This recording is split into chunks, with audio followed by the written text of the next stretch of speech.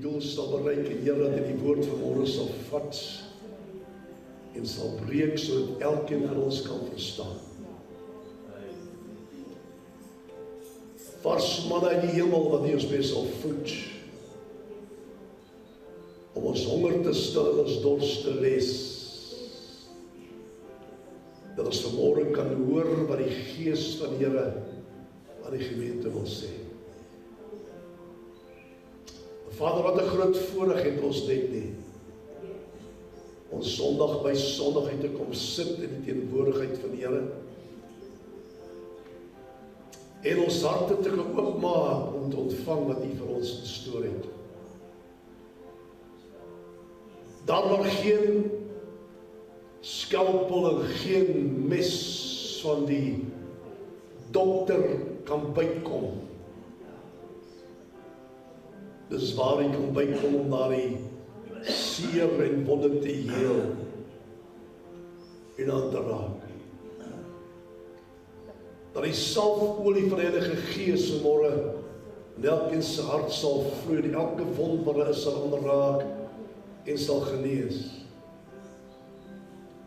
Ek sien vanmôre my geestesoog dat die wonde van hulle is oopgekrap, moontlik deur dinge wat hulle mees moes deurgaan, mens wat hy is vanmôre. En Here, ek het laas gesê dat 'n bloeiende kind van die Here Geestes gesproke is erger as wat jy fisies bloei. Net jy alleen kan hy wond heel, net jy alleen kan hy wond ander raak, net jy alleen kan genesing bewerkstellig. Want ek kan diep uitreik, waar niemand kan bykom en ek kan daardie wond genees in Jesus naam. En daarom bid ek vanmôre, Here, dat U sal stil staan by elkeen van ons vanmôre wat U is. Dat U sal beweeg van persoon tot persoon, van bank tot bank. Dat U met elkeen sal deel, en soos U alleen dit kan doen deur die Heilige Gees. Ek kan my deel doen, maar U kan die woord bevestig deur wonders en tekens wat daarop volg. En daarom bid ek vanmôre vir dit. Ek vra dit vanmôre.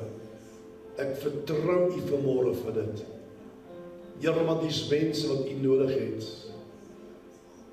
Mense wat alleen kan genesing ontvang deur dit wat U vir hulle doen. Mense wat alleen die pad kan volhou deur dit wat U vir hulle doen.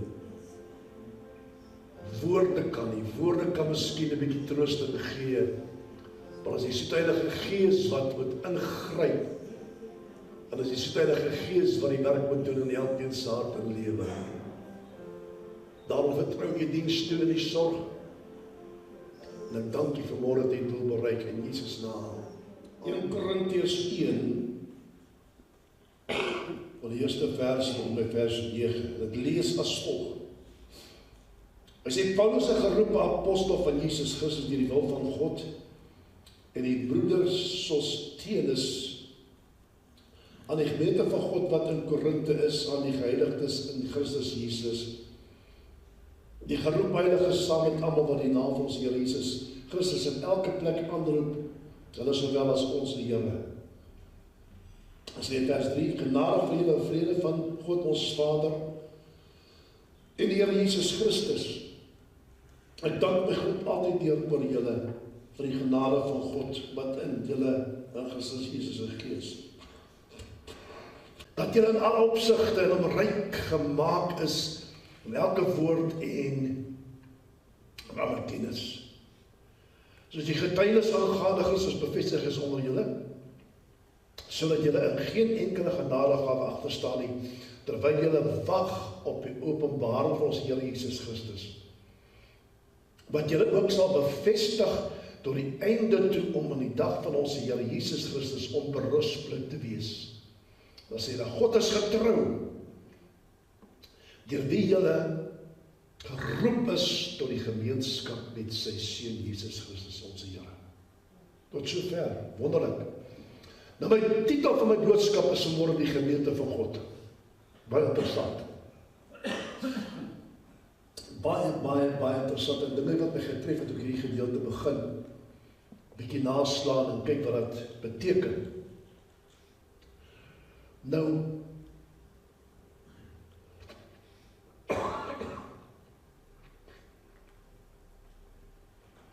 ek wil ter inleiding net vanmôre dit sê, ek wil nie mooi lees dit pastoor sê vanmôre.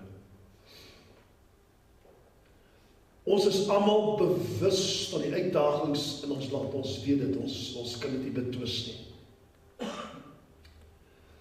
En selfs internasionaal lyk dinge nie rooskleurig nie. So alles wat ons sien, regdeur in ons land en reg oor die wêreld spel net een ding uit, dat die koms van die Here is op hande. Daagliks word ons gekonfronteer met berigte van geweld, met moord en dood. Ons hoor van bedrog en mense wat die rykdom van mammon nastreef. Sedelike losbandigheid, verkrachtings, kindermolestering en pornografie is aan die orde van die dag. Armoede, hongersnood, peste, siektes en oorlog is alledaags.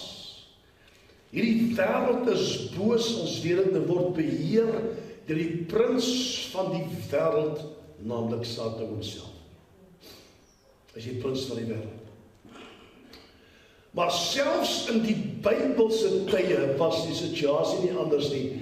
Daar het soortgelyke indien nie erger gruweldade plaasgevind. Nou ek wil iemand luister vanmôre op wat pastoor sê. Ons dink, want ons hoor wat aangaan en ons sien wat aangaan buite en ons lees wat aangaan, dat dit erg is. Maar as jy 'n diepe studie gaan doen en jy doen dit van voor tot agter die Bybel, as jy agterkom, dis eintlik niks wat hier aangaan in vergelyking met in daai tyd al gebeur het. Ja. Verskriklike dinge, ontsettende verskriklike dinge. So as jy snaaks dat Paulus daaroor praat, is ook nie snaaks dat Paulus van die gemeente die 2 briewe geskryf het om hulle te vermaan, dat hulle seker dinge moet doen nie. Geen, is glad nie snaaks nie. Maar om wysheid en insig van God te ontvang om die ding te hanteer is uitgemaakte saak. Jy kan nie net optree as jy wil optree. En ek praat nou van 'n dorpsgebied in Asië, Korinthe.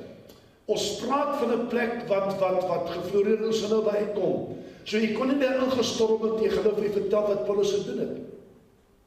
Maar hy moes daardie sekere dinge wat kop uitgesteek het, moes hy hanteer, hy kon dit nie los nie. Verstaan? En die dinge wat gebeur het, afgesien wat in die stad aangegaan het, was dinge wat in die kerk plaasgevind het. Binne die kerk.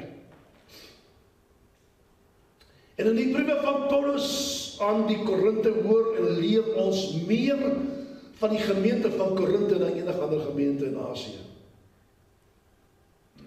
En om die gedeelte te verstaan vanmôre waar ek wil praat, moet ons kyk na die agtergrond van die stad Korinthe van daardie tyd, sodat ons kan verstaan waarmee Paulus te doen gehad het in daardie tyd.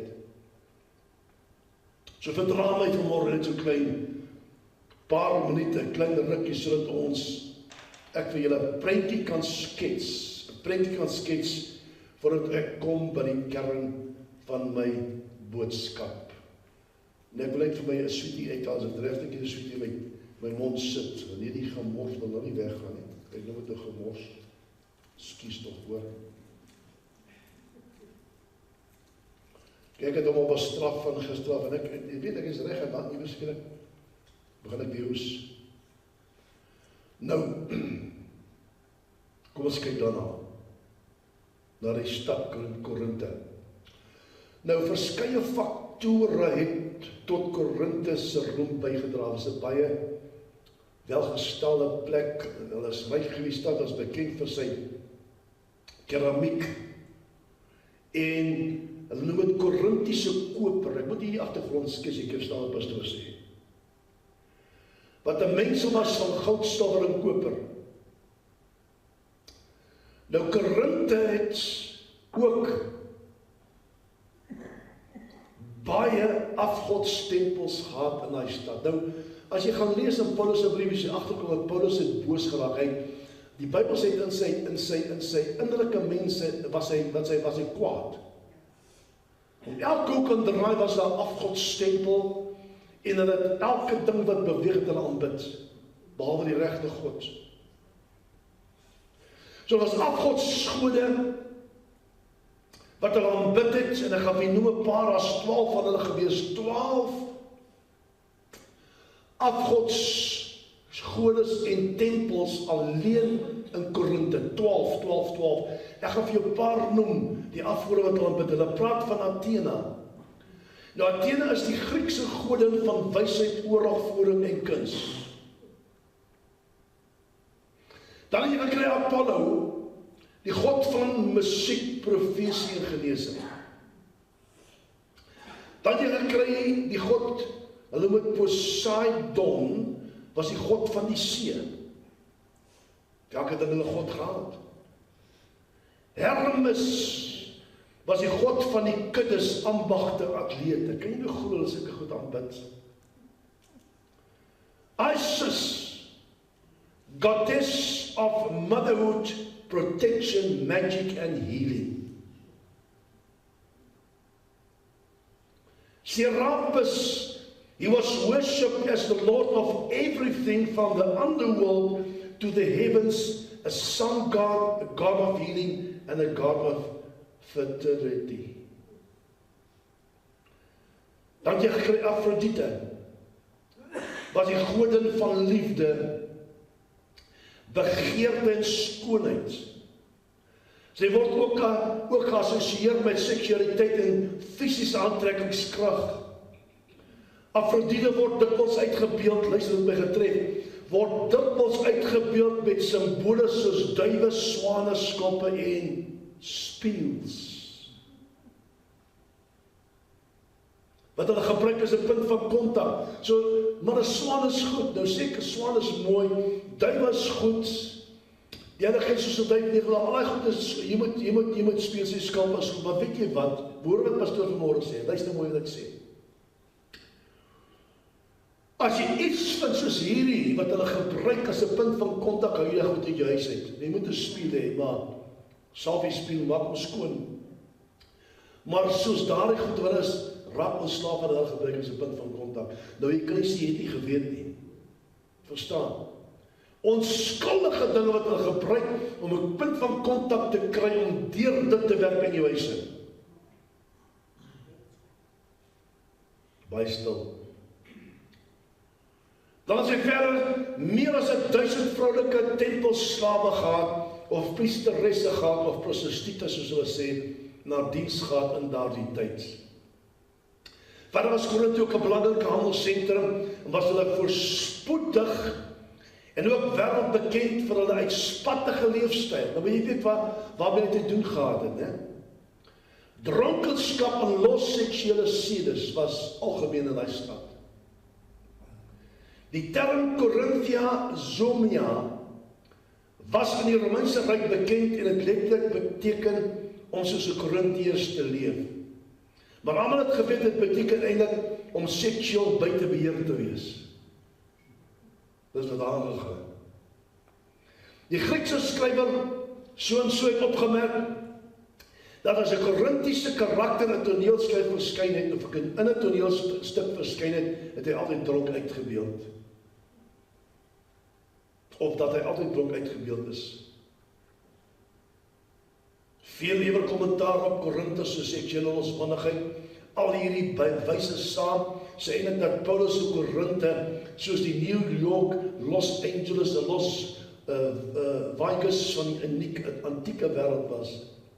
Leon Morris skryf en beskryf Korinthe as 'n intellektuele, wakker, materiële, voorspoedige, maar morele korrup. Dis wat hy stad was. Alles wat verkeerd was in daai stad, en dit was, kan ek sê, omsingel en deurdrink van duisternis. Nee, wat se deure oopgemaak was, en elke persoon daar, hulle het nie God aanbid nie. Hulle het nie God van Israel aanbid, hulle het nie Jesus aanbid nie.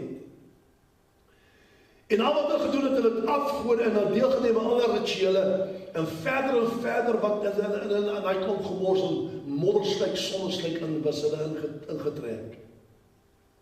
Tot Paulus in sy tweede reis daarna, hy was in Athene gewees voordat, en hy kon nie daar soveel, kan ek sê, suksesbane in Athene nie, gaan hy sy tweede reis na Korinthe toe, en hy stig 'n gemeente. Ek gaan nou vir u vertel wat my getref het. Hy stig 'n gemeente.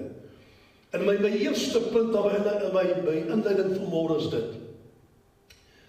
Binne in daardie stad wat deurdrink was van duisternis, omhul was met duisternisse magte, het daar 'n lamp gebrand. Ek sê 'n lamp gebrand, dis heel baie. Het daar 'n lamp gebrand in daai stad. Daar was 'n lig gewees tussen daardie klomp afgode. Tussen die afgodstempels het daar 'n lig gebrand. Of dit in die middel van die stad was, of die kant van die stad was, glo ek dat 'n geestelike lig gebrand wat geskyn het, en Paulus noem dit in die woord die gemeente van Gods. Ja, dis vir my so mooi. Hy noem dit die gemeente van, hy praat nie van 'n mega kerk wat behoort aan so en so en so nie. Hy praat nie van 'n Pinksterkerk behoort aan daai pastoor nie. Hy praat van geen kerk nie, hy praat van 'n gemeente van God. Groot verskil. Jy sien wanneer dit 'n gemeente is van God, sê dit vir my dat daardie gemeente behoort aan God homself. Dit behoort aan 'n mens nie. Dit is nie 'n mens se eiendom nie, dis 'n gemeente van God, the church of God, something good. Which is as Corinth, someplace bad, so 'n goeie ding in 'n slegte plek het plaasgevind. Paulus sê die gemeente van God, nie die mega kerk nie, of opleider, hy sê dat self, dat Jesus was die opleider van die gemeente, of hy is die hoof van die liggaam. Gemeente van God beteken dit, ekklesias, Griekse woord, ek wil dit noem vanmôre, wat vir ons sê, dis nie 'n gebou nie. Wat sê, it is a non-religious word for an assembly of people gathered together for a specific purpose. It is not a gathering of the world, but a gathering of God. Soos mense wat by mekaar kom, wat sê Jesus, as daar 2 van in my naam vergader, daar is ek in die midde. So waar kinders van die Here, ware bloedgewaste, hulle geesvervulle kinders by mekaar kom, word dit genoem die gemeente van God. Dis God se gemeente. Ek gaan vir nou hier verder wys. Is God se gemeente. Het niks met 'n gebou te doen nie. In daardie tyd het hulle wel die tempels gehad, maar meeste van die mense in hulle huisdiens gehou, meeste van hulle buite in die pleine bymekaar gekom en daar was die woord verkondig. Dis waar Paulus gepreek het. Hy het op die markte gaan preek. Waar mense rondgeloop het om goed te gaan koop, het Paulus gebruik gemaak van dit om die woord van die Here te verkondig. Dis die beste plek gewees om te preek. Verstaan? En die gemeente wat God sê, is manne en vroue, kinders, makkie saakie, bloedgewaste kinders by mekaar kom, vorm die gemeente van God. Dat sê is God se eiendom. Is God se eiendom. Al die gebede, bloedgewaste Heilige Gees vir hulle kinders van die Here, wat deel is van die liggaam. Nie so seer 'n gebou nie, maar waar hulle mag vergader word genoem die gemeente van God. Tweede belangrike punt, noem Paulus die gemeente afgesien van die tekortkominge en foute. Luister mooi wat hy sê, daar hy skryf, onthou die brief was geskryf aan die ouens in Korinthe, dit was geskryf aan die gemeente van God. Paulus het berigte ontvang dat die gemeente sukkel, en daar sekere dinge wat verkeerd gaan in die gemeente, wat hulle terugkeer na die wêreld toe, en hy het gevoel oor hy moet die 2 briewe skryf en hulle vermaan en bestraf, op ander tye bestraf hulle, hard met hulle praat en sê, hoor, hier is dan kinders van julle, julle is optree nie. Verstaan? So hy skryf die brief aan die gemeente. Hy skryf die brief aan die gemeente van God, en hy praat met hulle, en luister wat hy sê wat my getref het daar.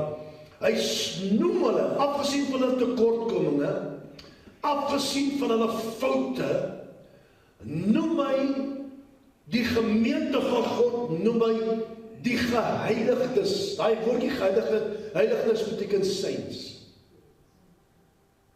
Hy noem hulle die geheiligdes in Christus Jesus, maar nou 'n geroepe heiliges. Luister wat pastoor sê, die oomblik as jy Jesus aanneem as jy persoonlike saligmaker, word jy 'n geheiligde in Christus Jesus. Nie te sê jy is heilig nie. Jy word 'n geheiligde in Jesus Christus, 'n geroepe heilige. To those who have been sanctified, dit ander woord beteken, in Christ Jesus, sanctified beteken, to set apart from the world and unto God. Met ander woorde, as hy praat van geheiligdes, dan sê, ek het jou uitgehaal uit die wêreld uit. Ek het jou vrygemaak, die bande oor jou, en weer 'n skrif by opkom waar die Here sê, hy sny die navelstreng van die wêreld af. Hy het nie gesê, spartel die bloed in boek Jesaja, gespartel jou eie bloed. Hy het die navelstreng afgesny, jou opgetel, skoon gewas deur sy bloed, en jou vir homself geneem. So het jy uitverkies, het jy vrygemaak van die wêreld. Dit beteken sanctified, to set apart from the world, en unto God, jy word ons eiendom. Dis hoe ek sê, ons is geheiligdes in Christus Jesus. Kom ek stel dit so dat elke dit vanmôre kan verstaan. Navelstreng afgesny, geestelik gesproke gebind, aan die wêreld word afgesny, en hy breek daai vas vir ons, hy steek sy hand aan en morslik huils uit, hy vat ons skoon, hy sê daar in die boek Jesaja, hy het ons toegedraai, en vir homself geneem. So wat van die gemeente van God verwag was, in daardie tyd? Gemeente van God, in 'n bose plek. Kom sê, daar was 1000 mense, kom sê, was 500, kom sê, was 100, geredde mense daar. Was dit vir 'n werk om deur die Gees te ontvang het, dit wat God vir hulle gesê het, om dit te gebruik om daardie stad te verander. Dis waarvoor hy gemeente daar gestig was. Dis waarvoor hy gemeente in hy stad was om daai stad te verander van 'n goddelose plek na 'n heilige plek. En nou wanneer Here kan gebruik, hy kan ons gebruik wat hier sit vanmôre. Ons wat die heiliges is in Christus Jesus. Ons wat uitverkies is, ons wat vrygemaak is, ons wat geroep is deur hom. Kan hy gebruik om die situasie buite te verander? Hy kan dit gebruik om jou te verander. Hy kan dit gebruik om by jou werk dinge te verander. Maar wat die probleem was daar, is dat in plaas van dat hulle deel doen, uitgaan en die stad verander en mense inbring. Die Bybel sê, Matteus 8 vers 19, gaan dit gemaak disippels van alle nasies en doop in die naam van die Vader, die Seun en die Heilige Gees, en leer hulle om alles te onderhou wat ek vir julle beveel het. Matteus 28:19. Maar in plaas om uit te gaan om die wêreld te verander, luister wat pastoor sê, in die wêreld die kerk verander.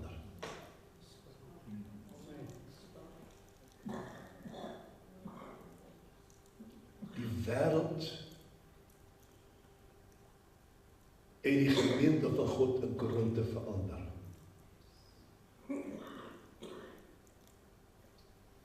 Dit is die probleem vandag.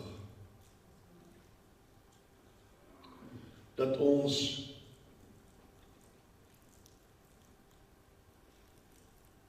wil van die wêreld afvat en inbring in die kerk in. Wat hoe sal dit is? Ons wil wat veronderstel is die gemeente van God wil ons 'n besigheid maak. pastoor sê. Jy kan nie 'n kerk as 'n besigheid gebruik nie. Hoe kan ek 'n bestuur soos 'n besigheid? Kan nie werk nie. En as in daardie tyd was dit dan so gewees, het hulle dit gedoen het. So in plaas van om hulle werk te doen, was hulle ingesluk in die wêreld, en dis wat die duiwel doen. As hy dinge kan inbring van die wêreld in 'n kerk en skryf taboo by kerk. Skryf taboo by kerk. Hulle moes die wêreld verander, maar die wêreld het hulle verander. Ons volg die kerk vandag, in geheel volg die pas van die wêreld.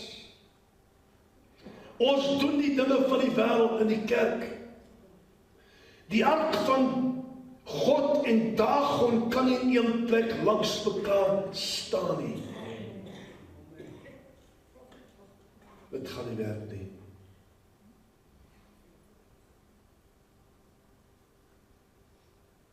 Dit was ook die probleem van die gemeente. Daar was nog te veel wêreld in die gemeente van Gods.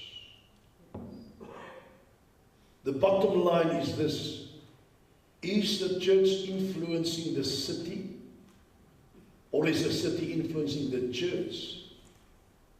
En hulle noem dit the spirit of the age. Is 'n gees wat agter daardie ding is. The spirit of the age.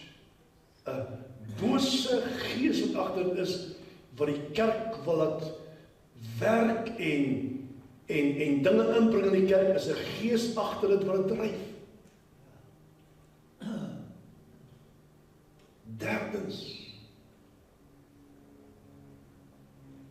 kom Paulus afgesien van dit sê ons moet ons deel bring as kinders van die Here om dit buite te verander. Ek het laas nie gesê, eers binne verander voor jy dinge buite kan verander. So ons moet ons deel binne hier, moet ons reg kry, op datum kry, luister na die woord van God, voordat ons dinge buite kan verander. Gaan nie werk as dit so anders al werk nie. Derde punt, saam met almal wat die naam van ons Here Jesus Christus in die elke plek aanroep. Hulle sê wel as ons die Here kom en hy praat met hulle, sê julle is wel geheiligdes, julle is vrygemaak, julle is geheilig in Christus Jesus, maar hy noem daar dat afgesien ons nou apart is van die lig, deel van die liggaam, aparte is van ander mense, kinders van die Here, verwag God nog dat ons saam die Here se naam sal oplig en aanbid. Hy praat van aanbidding, hy praat van lofprysing, en hy praat van gebed wat 'n moed is in 'n gemeente. Dis soos jou asem. Dis soos my asem, sonder dat jy klaarkom nie. Jy kan nie sonder lofprysing klaarkom nie. Jy kan nie sonder aanbidding klaarkom nie. Jy kan ook nie sonder gebed klaarkom nie. Dis deel van die gemeente van God. Dis die kern van elke gemeente is dit. As jy nie bid, jy kan niks plaasvind nie. As jy God nie aanbid en prys nie, dan kan jy kontak maak met hom. Dit is waar ons tog met hom fellowship ook. Afgesien deur ons gebed, met hom fellowship. En dit is deel van elke gemeente. Dit moet die kern wees van elke gemeente van God. 'n Kern wees. Wat ons nie kan wag om te kom en Here te aanbid, te wag om te kom en te gaan bid nie. Dit moet die kern wees van elke gemeente en van 'n persoon. Dit is deel van dit, en hy sê dit daar, dat ons almal saam staan, wat maak nie saak hulle oorsee is, maak nie saak hulle Kaapstad is, maak nie saak waar hulle is nie. Dat ons almal saam as gemeente van God, saamgebind in eenheid, heg saamgebind, God se naam se aanbid en prys, en deel sal word van die gebed. Interessant wat ek sien, hulle sê, dat wanneer ons as kinders van die Here saamgebind word, is die bande van wat ons saam mee bededig gewees, is natuurlik wat ons saam bind, is hegter as die van 'n bloedfamilie. Ja, So lofprys en aanbring 'n gebed is 'n ja, waarsonder ek en jy nie kan klaarkom nie. Dan kom hy in die vierde plek, want as hy praat met die gemeente, wat vir my interessant is, later as jy die Bybel die stuk gaan lees in Korinte, jy agterkom, dat sy fondasie wat hy nou lê, want hy moet later met hy ingaan, en hy moet met die mense gaan kras praat. Hy moet met die gemeente kras gaan praat, hy moet hulle bestraf, hy moet hulle vermaan, as apostel, as ook herder, want hy is 'n herder ook gewees, moes hy gaan met hulle te gaan praat, by begin sy aanslag baie saggies, soos hy maar sê, sagtens, voor hy nou by die ander punt uitkom, en hy kom hier in die vierde plek, hy sê die gebed vir genade, dis hier wat hy praat, die gebed wat hy bid is vir genade en vrede, en dit is van ons God en Vader en sy Seun Jesus Christus. Nou interessant, die gebed wat hy bid, jy kan gaan kyk daar, en al sy briewe gebruik hy genade en vrede. Eers genade, dan vrede. Genade is eers en dan vrede, is vir 'n rede. Want daar kan geen vrede wees sonder genade nie. Kan nie vrede voor genade is nie. As geen vrede sonder genade nie. Nou luister wat Pastoor wil sê vanmôre. One cannot experience the peace of God, Philippians 4 verse 7, until he has experienced peace with God. The peace that comes when we have been justified by faith. And then we have peace with God through our Lord Jesus Christ, Romans 5 verses 1. Nou die Bybel sê, dat deur genade is ons gered, Efesiërs 2 vers 8. Deur genade is ons gered deur die geloof, dit het ons self nie, dit is 'n gawe van God, deur die werke nie, sodat niemand na hom mag roem. Maar anderswoorde, my toedoen en niks dan, my goed doen en niks dan te doen nie. Verstaan ons uit genade, uit God se genade. God se genade is 'n geskenk, it is 'n gift. Dis 'n geskenk wat hy vir jou wil gee. Ons is gered deur genade. Hy hoef nie my pad langs te gekom het nie. Hoe wil ek jou sê? Hy kom my by my broers gaan stil staan. Hy kom my sussie gaan stil staan, by my nog kom stil staan. Dis saam met daar.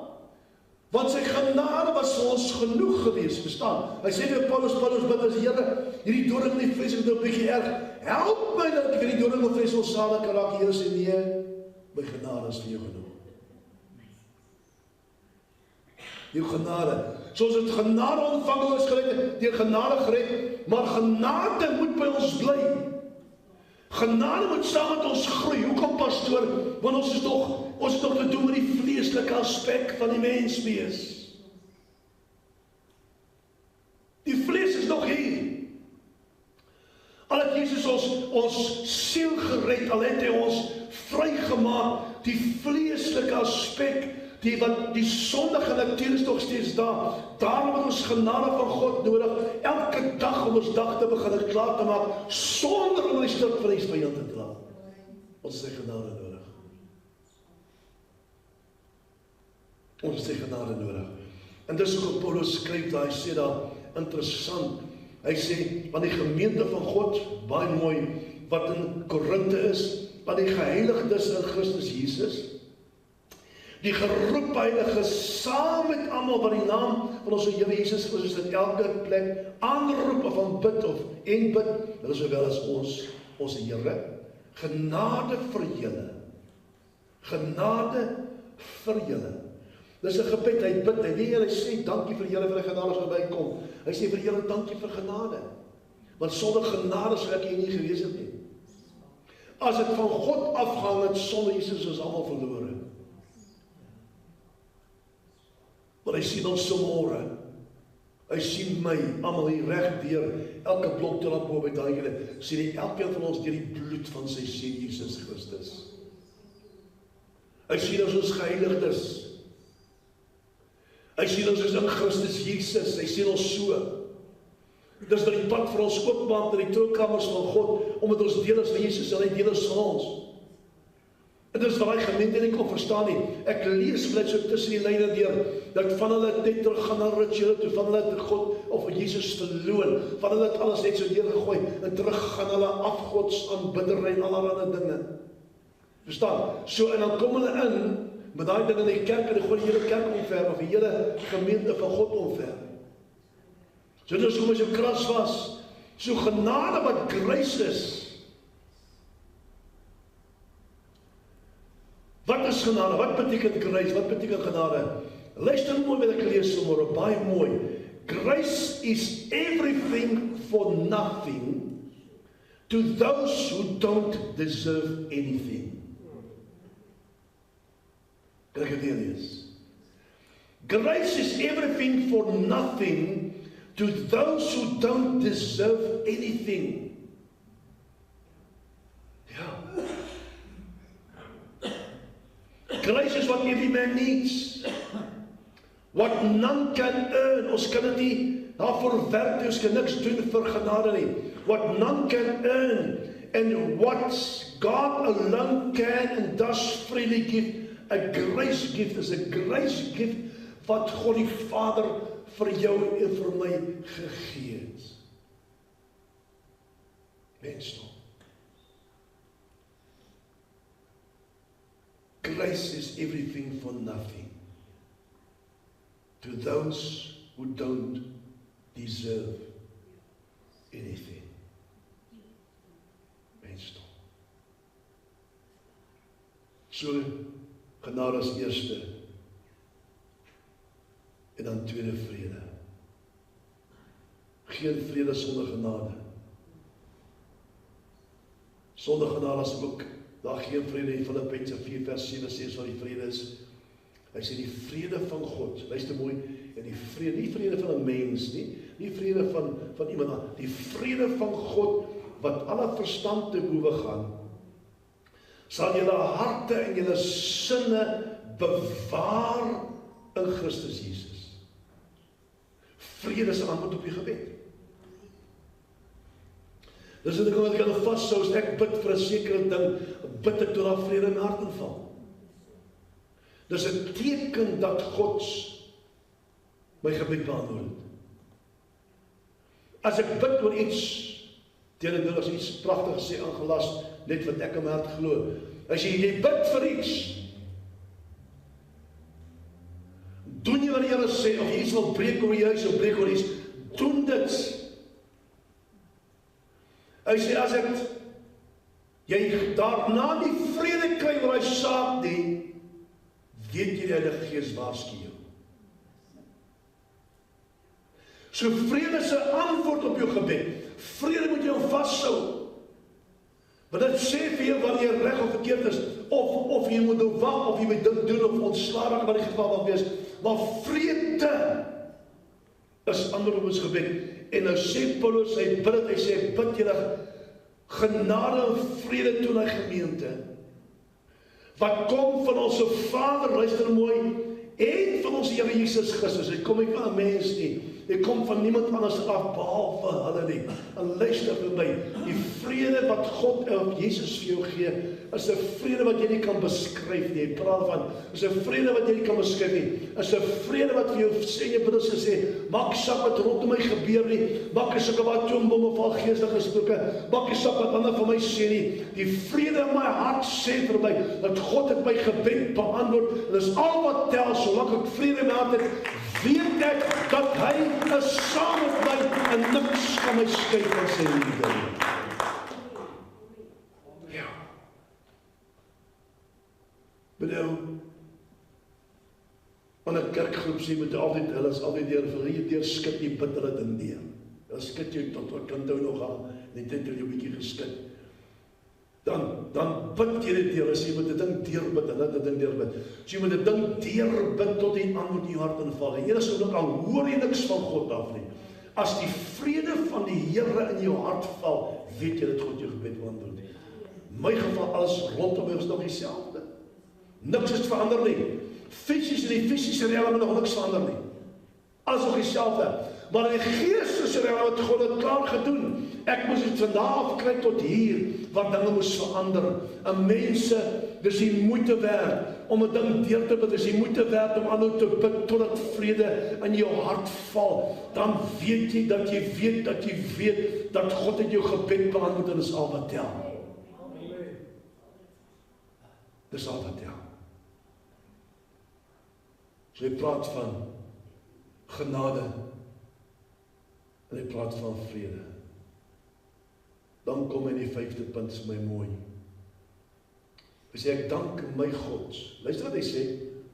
Hy sê, ek dank nie, hy sê nie, ek dank God nie. Hy sê, ek dank my God. Wat sê hy sê, ek dank my God, hy het 'n verhouding met hom gehad. As ek sê, ek dank Jesus, is niks betekent ons sê, ek dank Jesus nie. Maar ek sê, Here, wat ons baie keer bid, Here, wat U vir my gedoen het, kan U ook vir hulle doen. Wat my Jesus vir my gedoen het, kan my Jesus ook vir my doen. Dit sê ons het 'n verhouding met hom. Die my voordat ek het 'n verhouding met hom. Hy is nie ver van my, hy is naby my. Ek het 'n verhouding met God. Paulus het 'n verhouding met God die Vader gehad. En dis hoekom met ons is groot gemaak, en dit praat ek al praat nodig op, is die weerswaar opkom dat jou maai onder die bed ingedruk. Dan moet jy bly. Want God is nou kwaad. Dan staan die weerligte en elke spieël is toegemaak met 'n kombers. Dis ons groot geword het. Niks anders nie, al jy weet, as dit weer swaar kom as God kwaad, dan moet jy wegbly, jy moet hom nie bed bly tot die weer verby is. Maar geen iets van intimiteit gepraat en die liefde van God, niks is oorgedra nie. My pa is dood toe ek 9 jaar oud was, ek het nie 'n pa-kind verhouding gehad nie. Wat ek kon onthou, ja, bietjie. Maar daai wat 'n persoon soek, daai pa-kind verhouding met ek nie gehad nie. Ek weet nie, ek was in 'n koshuis groot geword al my hele jare tot ek weer nag toe gaan het. Niks gehad nie. My ma was 'n wonderlike mens, maar 'n koue mens wat nooit liefde kon wys nie. So ek het groot geword in 'n huis sonder liefde. Ek was in 'n koshuis sonder liefde. Ek het weer mag toe gegaan, want daar was geen liefde nie.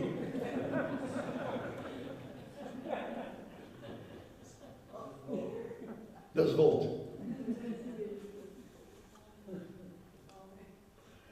Tot ek die dag my hart vir Jesus gee. 47 jaar terug gee ek my hart vir Jesus Christus.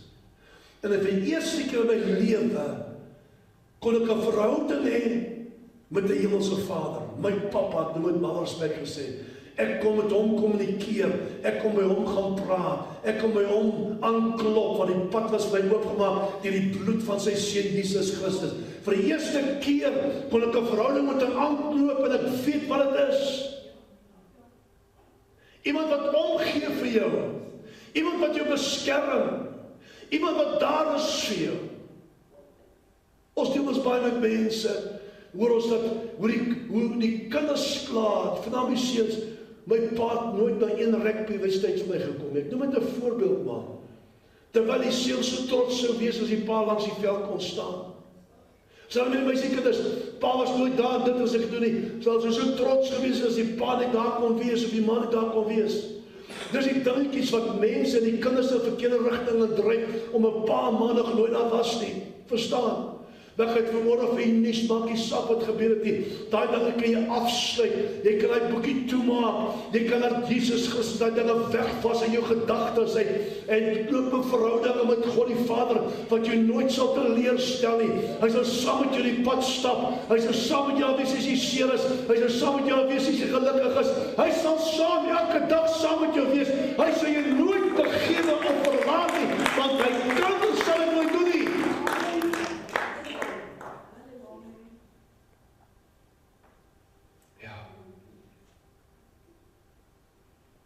Hy heel die wonde. Hy friseer weg. Hy kom nou na my. Jy is nou myne. Mense, daar's nie 'n beter papa, Abba Vader as hy nie. As jy roep as hy daar. As jy bid, antwoord hy. Nooit 'n telefoonlyn wat beset is nie.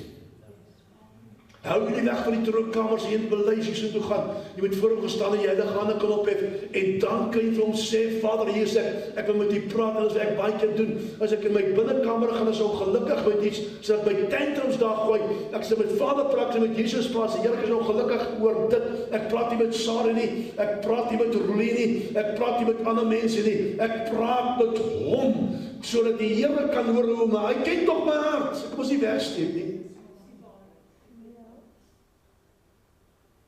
Hoe langer jy bid, in daai tydperk, gewaar jy die teenwoordigheid van die Here, God die Vader, God die Seun, God die Heilige Gees, dat hy daar is om jou te kan vertroos, aan te raak en te genees. Mens. Ja, digtig ons dan. Die Bybel sê digtig diegene wat hy lief het.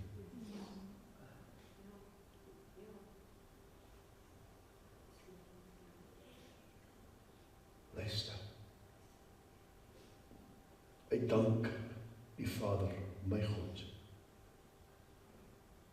oor julle vir die, luister wat hy sê, vir die genade van God wat aan julle in Christus Jesus se gees.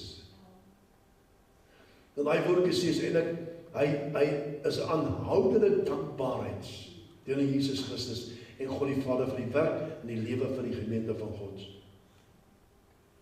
Die net weergawe vertel ons hoekom hy God dank. Ek dank my God altyd vir jou vanweë die genade van God wat aan jou gegee is in Christus Jesus. 1 Korintiërs 1 vers 4. Dank is van twee woorde wat die volgende beteken, en luister mooi. Daai dank hier wat hy hier gebruik beteken goeie genade.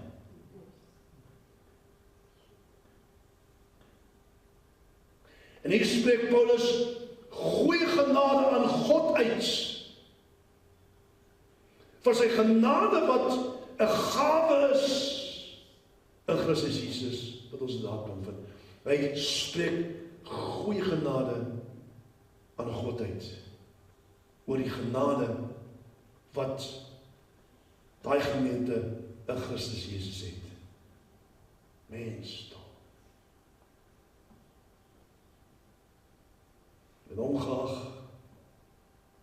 uit die Bybel was hy nog dankbaar, aanhoudelike dankbaarheid teenoor die Here en teenoor God die Vader wat hy in die gemeente gedoen het. Is hy nog dankbaar want hy weet wie se beheer en wie se gemeente dit is, dis al wat tel. Luister wat hy bid.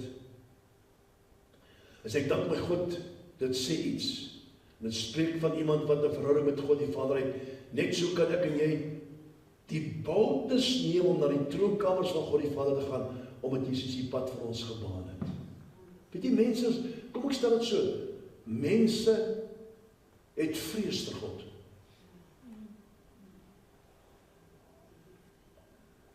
En die vrees wat hulle het is, die vrees wat hulle kan is bang. Ek hoef nie bang vir God te wees nie, bang vir God die Vader wees nie. Die vrees wat ons lees in die Bybel, dat hy sê ons met God vrees te wees, sê ons met God respekteer. Ek moet God respekteer. Soos jy respek het vir God, kan ek 'n verhouding aanknoop met hom en ek sal nooit vrees in my hart hê nie. Ek sal met vrymoedigheid as hy troon gaan en sê, Abba Vader, maar ek gaan in Jesus naam. Jesus is die Deur wat my die geleentheid gee om tot die troonkamers van God uit te kom. Ons moet ontslae van die vrees. Ek ben dus in my kinderjare ingebou. God is kwaad as hy weer opkom. Dit ek moes van daai ontslae raak. Dis nie waar nie. God haat sonde, ja, maar hy het nie sondaar nie. Dis die verskil. Dis die verskil. En die Bybel sê verder in boekie Jesegiel dat elke siel behoort aan hom. Nie die duiwel nie. Elke siel behoort aan hom. Maak hulle self die vel kleer, maak die sak wat 'n nasie en volk het is nie. Elke siel is syne. En dis ons plig vanmôre om dit in te neem en dit te herkou en te weet dat God is daar vir ons. God die Vader is daar vir ons. Jesus is die middelaar tussen God en die mens. Hy is daar vir ons. Heilige Gees is die een wat ons leer lei in alle waarheid. Ons sien dit nie so raak nie, sien, want die duiwel wil hê ons met God vrees op 'n verkeerde manier. Nee, ons moet God respekteer, ja. Respekteer, want hy is heilig, hy is almagtig. Hy hou die see in sy handpalm vas. Die Bybel sê met elke woord wat gespreek was in die begin, die woord wat hy gespreek het, hou die galaksies alles by mekaar in stand. Kom nou mense, so groot is God, maar tog is hy so klein dat hy kom woning maak het in jou en my hart. Ja. Afgesien wat hy agterna sou doen, deur dat 'n vermaning korrigeer, luister mooi, was hy Here ewig dankbaar, dat daardie mense nog vasgehou het aan die genade. Al wat hulle moes doen, om ons dag vir dag op dit staat gemaak het, omdat die vlees nog in die pad staan, en die vlees enigiets op 'n periode van die pad af te kry. En dis presies wat daar gebeur het. Vlees het oorhand gekry.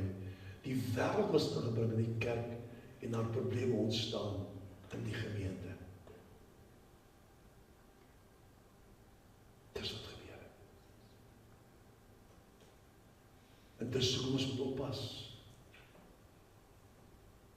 Ek kan nie die pas van die wêreld volg nie, ek mag nie die pas van die wêreld volg nie.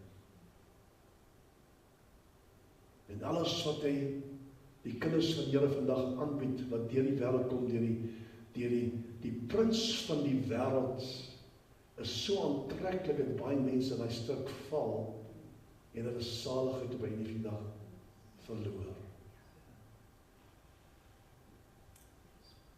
Gevaarlik. En ek hoor wat hy so sê. Dat ons kyk, as jy net gaan kyk wat op die TV's is, oorloos terwyl jy gaan kyk, kom ons agter dat, ja, is waar wat hy daai tyd gesê het. In plaas van dat die kerk die wêreld verander die wêreld die kerk in hierdie dag. Dit is so hartseer. So hartseer. Want die werk van God word daardeur benadeel, afgebreek, seer gemaak. En baie keer word Jesus Christus in die rug gesteek. Al respek gesê. En mense sê nee, dis nie vir my nie. Ek gaan lewe as die pas van die wêreld volg wat verkeerd is. Mag die Here ons help as gemeente. Mag die Here ons help as gemeente om nie sulke dinge in ons lewe toe te laat nie.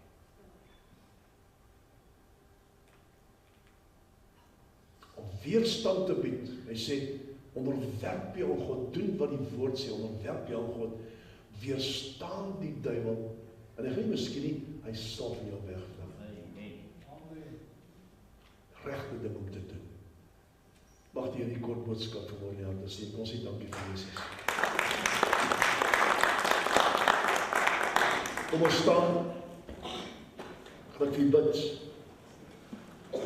As daar enige persoon is vanmôre wat vra of hulp nodig het, of ek moet vir persoonlik bid, en jy weet ek moet saam met die stem, of is hier, en jy wil graag lewe met die Here regmaak, en ek kan voorkom staan, die pastoor bid vir my. Bid vir my. Doen 'n wonderwerk in my lewe. Help my. Ons staan vinnig hier voor. Kom ons speel nou die Holy Spirit, I need thee. Kom vinnig vorentoe.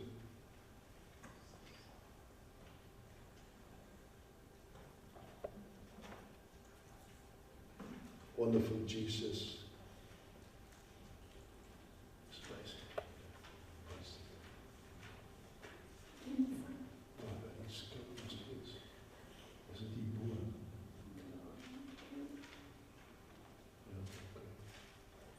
Waar begin ek by die begin? Ek begin die boekkant.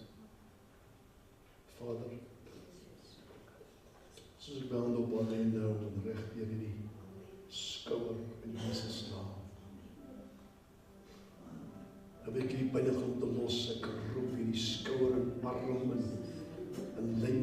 woord van die Here. In Jesus naam is ons. En ek wil Here kom en ek wil daai ding afruk vanaf in Jesus naam. Los in die naam van Jesus. Elke vloek, elke pyl wat hulle afgestuur het teen haar Here breek ons af. Ons trek uit pyle uit vanmôre in Jesus naam. En ek sê los in die naam van Jesus Christus. En Here, soos ons my hand op al net dankie nou vir die genesende krag wat hier af vloei. Reg deur elke weefsel, elke spier, elke senuwee. Doen hierdie wonderwerk, die genesende krag van Jesus Christus. En ons dankie daarvoor, Here. Bedien haar vanmôre, bedien haar vanmôre. Bedien haar vanmôre, bedien haar vanmôre. Bedien haar.